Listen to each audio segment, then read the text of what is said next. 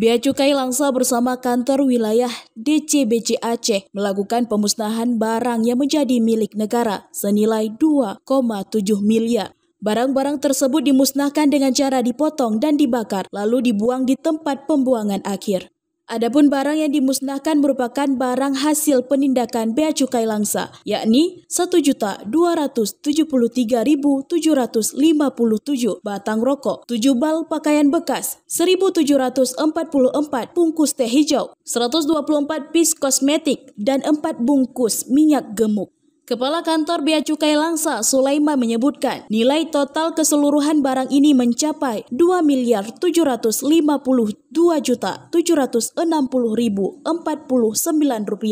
Selain diikuti oleh KPBBC TMPC Langsa, Sulaiman menjelaskan pemusnahan bersama ini juga diikuti oleh Satker di lingkungan Kanwil Bea Cukai Aceh lainnya yang berada di Sabang, Banda Aceh, Melaboh, dan Lok Sumawe, baik secara langsung di Kanwil Bea Cukai Aceh yang berada di Banda Aceh maupun secara daring dari kantor masing-masing.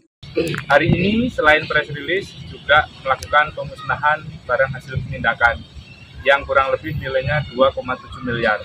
Dan pada kesempatan ini juga pemusnahan dan press release dilakukan serentak di seluruh kantor pelayanan di bawah Kanwil Bea Cukai Aceh.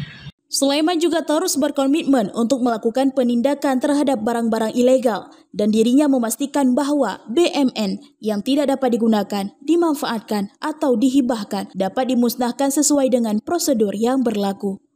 Dari Langsa, Selinovita melaporkan untuk Puja TV.